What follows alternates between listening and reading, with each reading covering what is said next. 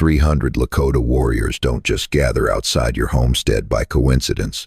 They arrive with vengeance, with justice, or with war. And Elias Crow Thatcher was about to find out which it would be. But let's rewind to where it all began. Just one day earlier, the Dakota sun was burning down mercilessly on Thatcher's spread, a lonely stretch of land somewhere between Rapid Creek and nothingness, when he first noticed a fragile shape stumbling across his property. At 36, Elias had seen his share of hardship in his years wrangling cattle. Yet something about this particular morning felt off. He was repairing a busted fence rail along the ridge when a sudden movement caught his attention. A child no older than 10 was staggering in crooked lines toward his water trough. Her clothes were tattered, traditional Lakota dress worn thin by time and struggle. Even from afar, Elias could see the way hunger dragged at every step. Most settlers in these parts would have reached for their shotgun first, questions later. Relations between the frontier folk and the Lakota had been strained for years, raids met with reprisals, the cycle unending. But Elias was different, maybe dangerously so. He laid down his tools and approached slowly, his hands open and visible. The child was a young girl. Her dark eyes were too large for her gaunt face, her lips cracked with thirst. When she lifted her gaze to him, the desperation in it struck harder than any blow. She spoke quickly in Lakota, words he didn't understand, but her meaning was unmistakable. She was starving, likely hadn't eaten in days. Her thin hands mimed toward her mouth, then to the water, a universal language no barrier could block. Elias thought of his neighbors, of what they'd say if they saw him offering aid to a Lakota child. He remembered the warnings whispered in town about rising hostilities with the tribes. He weighed the smart choice, the safe choice. Then he looked into those desperate eyes again and made the decision that would alter everything. Without a word, Elias lifted the girl into his arms. She was featherlight, trembling against him as he carried her toward his cabin. Whether from fear, hunger, or both, he couldn't tell. Inside his modest shack, Elias set her gently on his only chair and hurried to prepare something to eat. A pot of venison stew simmered from the night before, and a fresh loaf of bread sat cooling on the counter. The rich smell seemed to stir her back to life, and for the first time, he caught the faint flicker of hope in her gaze. But as he ladled the stew into a bowl, his hand froze. Around her neck, barely visible beneath the torn fabric, hung a beaded necklace. The pattern was unmistakable, bright, intricate Lakota beadwork. His neighbor, old Samuel Granger, had described those exact markings just last week. They belonged to the bloodline of Chief Ironcloud, the most formidable Lakota leader in the Black Hills. Elias' stomach churned. If she was truly who he thought she was, then this wasn't just a starving child, this was the daughter of the man who could unleash 300 warriors on his doorstep without a second thought. But it was far too late to turn back. Her thin fingers were already reaching for the food, and Elias couldn't deny her. He handed her the bowl, watching as she devoured it with a desperation that spoke of days without a morsel. What Elias didn't know was that 20 miles north, a Lakota search party had just picked up the girl's trail, leading directly toward his ranch. At its head rode Chief Ironcloud himself, his face a mask of grief and burning rage. The girl soon drifted into sleep, curled in his chair beneath his only blanket. Elias tried to convince himself he had done the right thing, but as dusk bled into night, that fragile conviction faltered. The thunder of hooves on the dirt lane made his chest tighten. Peering out the window, he spotted his neighbor, Caleb Rourke, riding fast, flanked by two men Elias knew well, Deputy Marshal Henry Granger and Reverend Elias Boone. Elias stepped outside before they could dismount, hoping to keep their voices low and avoid waking the child. But Caleb was already shouting, face red with anger and fear. "Elias, you damned fool! What in the hell do you think you're doing?" Henry swung down from his horse, grim-faced. "I saw smoke signals up in the ridges this afternoon. The Lakota are searching for someone." He hesitated before adding, "My uncle sent word from town Chief Ironcloud's daughter vanished 3 nights ago during a hunt. They say she strayed off in the storm." His eyes narrowed. "You wouldn't happen to know anything about that, would you?" Elias's throat tightened. The sensible move was to deny everything. But these men were neighbors, men he had shared both hardship and whiskey with. He couldn't bring himself to lie. "She's inside," he said quietly. "Half-starved, barely standing. I couldn't let her be out there." The silence that followed pressed down heavy. Reverend Boone was the first to break it, his voice low and grave. "Son, do you realize what you've done?" "I helped a child who needed saving," Elias answered. But even to his own ears, the words sounded naive. Caleb began to pace, running a hand through his hair, muttering curses under his breath. "They're going to think you kidnapped her," Caleb muttered, his voice sharp with fear. "Hell, they probably already do. Ironclad has leveled whole outposts for less than this." Deputy Henry was already edging back toward his horse. "I have to report this, Elias. It's my duty. But I'll give you a head start. Get her back to her people before they find you here." "In the dark?" Elias asked. "She can barely stand. And how do you expect me to walk into a Lakota camp without catching a dozen arrows before I open my mouth?" Henry swung into his saddle. "That's your problem now. I'm riding to town to warn the others. If Ironclad decides to make an example of you, he won't stop with your ranch." The three men rode off, their silhouettes swallowed by the dusk. Elias stood alone in the thickening night, listening to the faint, steady breathing of the child inside. His mind spun. He could try to saddle up and find the Lakota encampment suicide. He could throw her in the wagon and flee toward the nearest settlement. Worse, every path led to the same place. A confrontation with the most feared war chief in the Black Hills. As if his thoughts had conjured them, a new sound rippled across the plains. A deep, resonant rhythm war drums. They were moving closer with each passing moment. Elias's blood froze. They weren't waiting for sunrise. The Lakota were coming tonight. He rushed back inside, heart hammering. The drums grew louder, each beat distinct, deliberate, terrible in its precision. This wasn't the wild charge of a raiding band. This was a battle line forming. The girl stirred awake, eyes widening at the sound. For the first time since he had found her, Elias saw recognition, sharp and fearful. She bolted upright, speaking in rapid Lakota, pointing at herself, at the door, her voice shaking with urgency. Elias knelt beside her, trying to calm his own voice.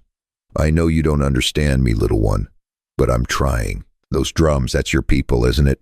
She nodded quickly, then grabbed his shirt with surprising strength, pulling him toward the window.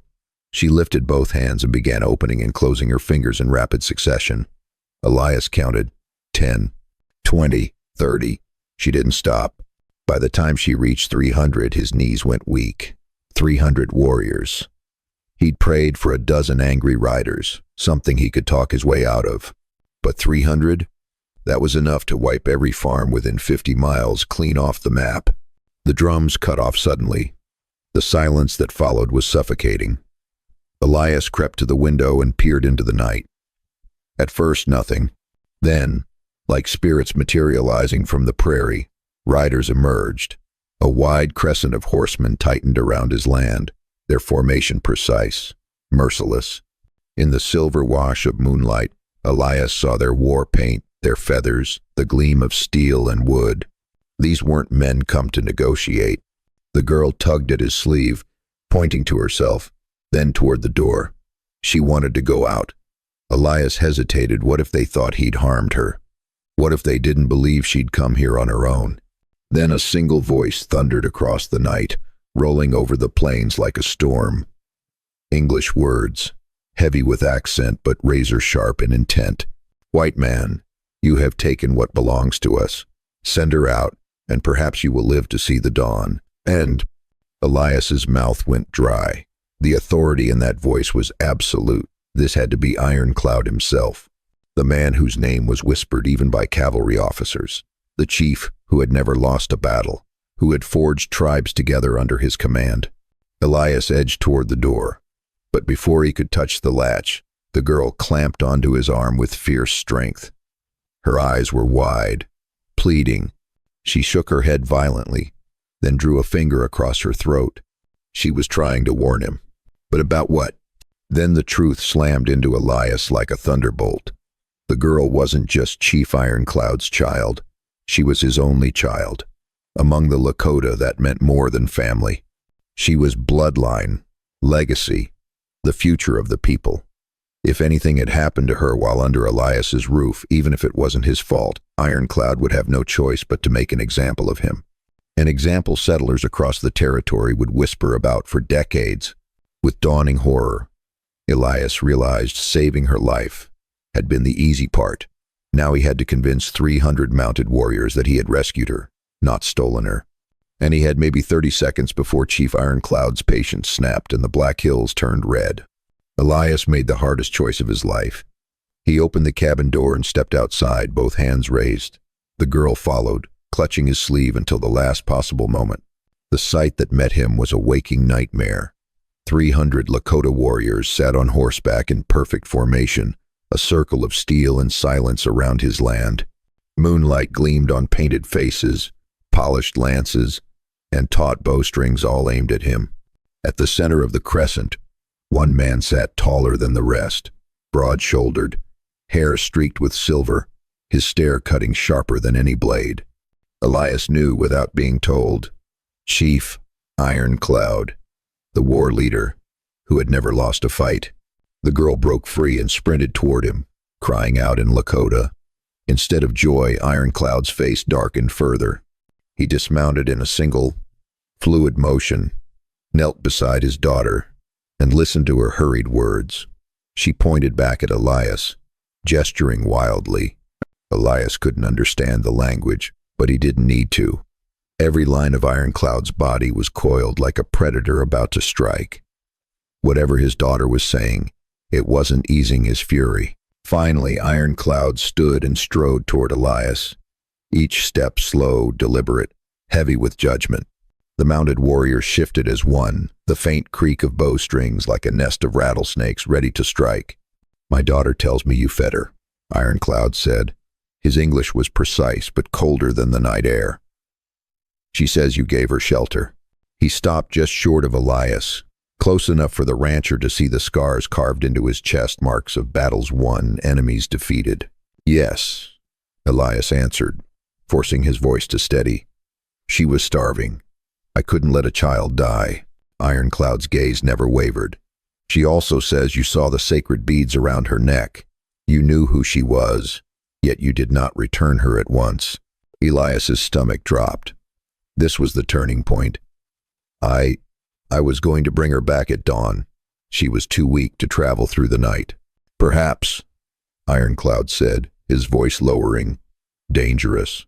Or perhaps you thought to keep her as a bargaining piece, to trade her for cattle, or for your life." The accusation hung like smoke over a funeral pyre. Elias felt the weight of 300 eyes waiting for the signal that would unleash hell. "That's not true," Elias said. "I wanted nothing. I only saw a child in need." "Oh." But even as he spoke, he wondered. Should he throw himself on the mercy of a chief who had never spared a white man? Or should he defend his actions and risk death on principle? Ironclad raised one hand. Instantly, every bowstring drew back. The sound of 300 arrows knocking at once was like death inhaling. "You will prove your words," the chief said softly, "or you will die where you stand." Elias's mind raced. How do you prove good intentions to a man who has seen only betrayal from your kind? Then inspiration struck. "Your daughter was wearing this when I found her," Elias said carefully, reaching into his pocket. The warriors tensed, hands tightening on their bows.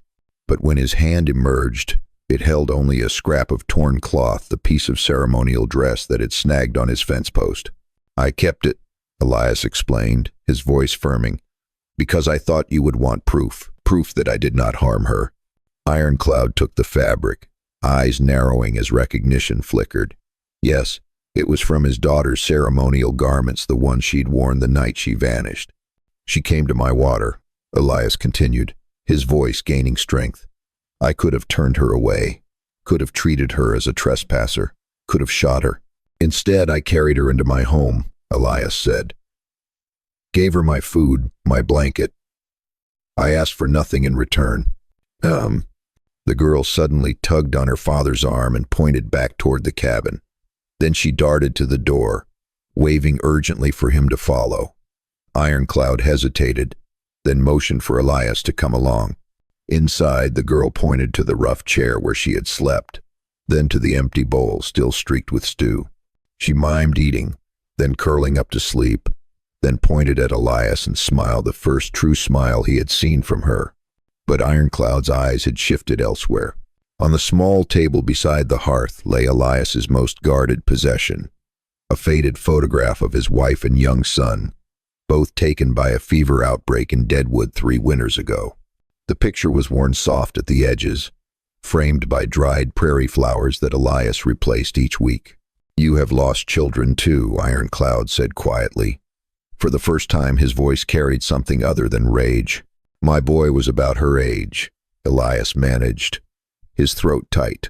"Maybe that's why I couldn't turn her away."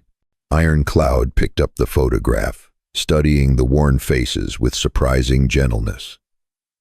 Outside, the circle of mounted warriors remained, but the weight in the air had shifted tension, tempered by uncertainty. The girl chattered rapidly in Lakota, describing every act of kindness Elias had shown. She says, Ironclad translated, "You could have taken advantage.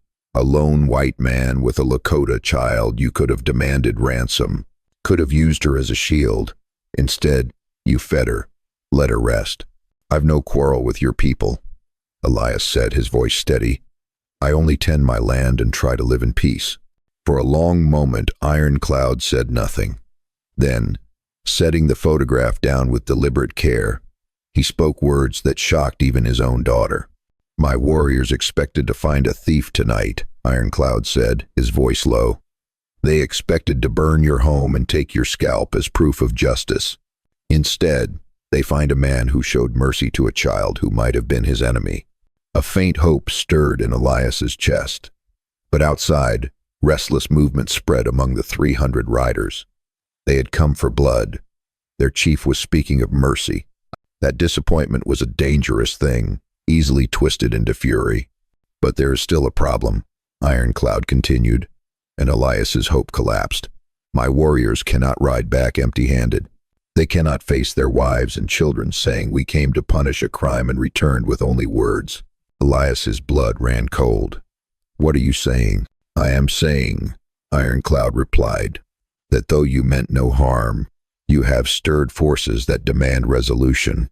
Some of my young men already whisper that any white hand laid upon a Lakota child must be answered with blood. They think my restraint is weakness." From outside came a sharp, angry shout in Lakota. The cry was picked up by others until the whole circle seemed to hum with it. Elias didn't need a translation, the meaning was clear. They were calling for his death. Ironclad's gaze hardened. "There is only one path to satisfy both justice and honor tonight, but it will demand something from you that may be harder than dying." At that moment, a warrior broke from the ranks and strode inside, his scarred face twisted with rage. Broken Spear, Ironclad's fiercest fighter. He spoke in Lakota, his voice rising with each word, until even Elias felt the fury behind it. He didn't need a translation, this was a challenge, raw and undeniable. Ironclad answered calmly but firmly. Chief against warrior, authority against anger. The girl pressed close against Elias's side, trembling.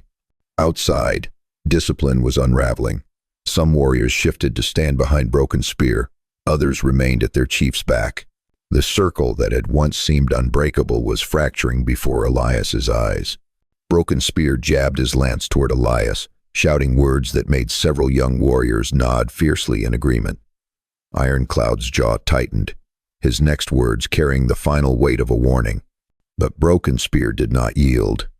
He stepped closer, the lance point hovering inches from Ironclad's chest.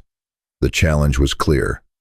Follow the old law of blood for blood or be branded weak before the tribe. That's when the girl did something no one had foreseen. She slipped between the two men, her small frame standing in the path of Broken Spear's lance, and began speaking in a rush of impassioned Lakota. Her young voice cut through the heavy silence like a blade. And Elias saw the warrior's expression falter from rage to hesitation to something almost resembling shame.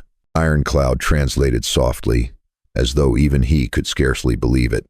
She is telling them what truly happened, how the blizzard carried her away from the camp, how she wandered for days without food or water, how she was certain she would die alone on the prairie until you found her.